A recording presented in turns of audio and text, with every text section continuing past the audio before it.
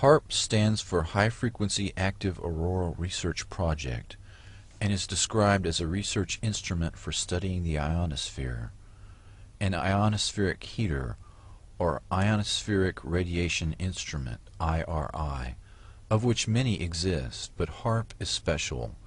The ability to focus energy and the unprecedented amount in gigawatts, billions of watts, make it literally millions of times more effective at heating the region about 150 miles above the Earth's surface. The atmosphere has most of its density below 30 miles altitude. The ionosphere is the very thin layer above that absorbs dangerous ultraviolet radiation and makes life possible on Earth. There is very little mixing normally between the two layers, but disturbances in the ionosphere translate to changes in weather, such as normally occurring sunspots and the solar wind. The main idea behind HAARP is the ability to direct electrons along the naturally occurring magnetic field lines of the Earth and accelerate them to near the speed of light, to form a protective shell of highly excited particles that not only block communications worldwide, but destroy missiles in their trajectory as they descend from space. The effects can be localized by punching a hole through the ionosphere to superheat an area 30 kilometers in diameter into a plasma shield.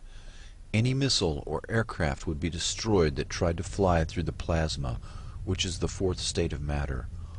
A hole in the ionosphere above an enemy country could kill by allowing the solar radiation to strike the surface of the Earth unhindered. Weather modification can also be used as an instrument of warfare by manipulating the electrojet and the jet streams which dictate climate. The publicly stated aim is C3, or Communications, Command and Control. The margin of victory in war is to block or intercept enemy communications and to secure your own.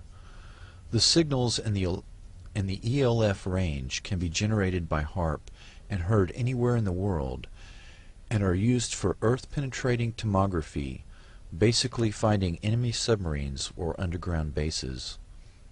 Volcanoes and earthquakes cause electromagnetic disturbances, and it is theorized that EM disturbances might themselves trigger earthquakes and volcanoes. Dr. Richard Williams says the high-energy experiments will generate the equivalent of the output of 10 to 100 large power generating stations, and that tests of these kinds could cause irreversible damage, unquote. HAARP is the world's largest electromagnetic broadcasting station and may represent an escalation in the electromagnetic wars. The project is a creation of the U.S. Air Force and Naval Research. Publicly, it is an ionospheric research instrument, but it can be used to control weather and do electromagnetic sweeps that can be used for mind control of large populations. HAARP, located 30 miles from Fairbanks, Alaska, is the real focus of anti-missile defense that SDI, the Strategic Defense Initiative, purported to be, and much more. The public patent was titled A Method and Apparatus for Altering a Region of the Earth's Atmosphere, Ionosphere, and Magnetosphere. Dr. Bernard Eastland, a physicist who holds a patent for the fusion torch, also holds about a dozen other related patents that were eventually purchased by E-Systems and Raytheon. Patent number 4686605 claims the following uses: cause total disruption of all forms of communications over a very large portion of the Earth, missile or aircraft destruction, deflection or confusion, weather modification by altering solar absorption, also altering composition of the atmosphere. This patent was classified by the Navy under National Security Order in 1987, but other patents exist for purposes of power beaming systems, artificial ionospheric mirror composed of a plasma layer, creation of artificial ionizing clouds above the Earth, defense system for discriminating between objects in space, nuclear-sized explosions without radiation, Dr. Yarrow states, Earth's axial spin means that a burst lasting more than a few minutes will slice through the ionosphere like a microwave knife, producing not a hole, but a long tear and incision, unquote. According to Dr. Elizabeth Rascher, the ionosphere is prone to catalytic reactions, so if a small part is changed, a major change in the ionosphere can happen. HAARP documents admit that 1,000-fold greater amounts of energy can be released in the ionosphere than are injected. Stanford University experiments beaming radio waves, very low frequency waves, into the magnetosphere detected the signals halfway around the world. Some were amplified 1,000 times. HAARP documents describe intentionally trying to get a runaway effect in the ionosphere. The instabilities commonly studied are approaching their maximum radio frequency energy dissipative capacity, beyond which the plasma processes will run away until the next limiting factor is reached, unquote. The first atomic weapons testing was done without knowing if the chain reaction would stop or keep going. Dr. Robert Oppenheimer admitted years later that, quote, the government knew that the scientists didn't know, unquote. The decision to pulse several gigawatts of energy into the ionosphere could cross a threshold. Walter Richmond wrote an account of such an event in a book entitled The Lost Millennium. The event began with a solar tap, a planetary short circuit. Quote, the surge of power became an avalanche. At the pole in the vertical plane of the Earth's magnetic field where the winds of magnetism would not rise to blow it out, 1 trillion watt-seconds of energy unleashed their fury on the polar cap in the first flash. Even as it discharged, the ionosphere was recharged from the solar furnace.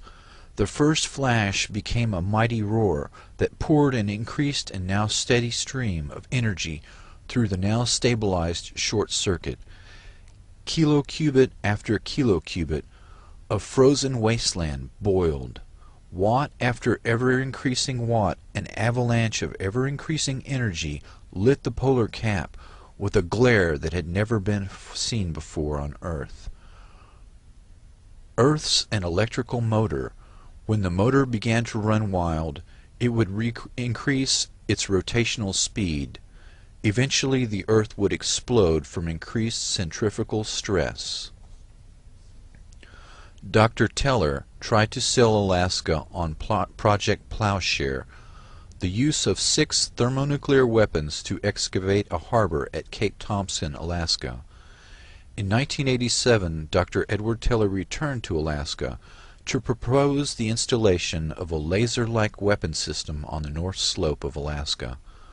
The weapon system Dr. Teller was trying to sell was classified and would not openly be discussed, but the presentations indicated this Star Wars weapon was in fact HAARP. In 1995, Congress killed funding for Star Wars, but HAARP continues as the ultimate SDI radio frequency radiation weapon. The HAARP project manager describes the experiment of Earth-penetrating capability using, quote, frequencies of 10 to 20 Hertz pulses per second, or maybe 1 Hertz, 1 cycle per second type waves, unquote. This range of frequencies are the same dominant frequencies within which the human brain normally operates. Objections to non-disclosure of the biological effects of ELF on living things were ignored. The military, particularly the Navy and Air Force, have extensive research on the negative effects of ELF. These effects have been well documented, but the government easily deflects public concern by playing down the effects and minimizing the risks.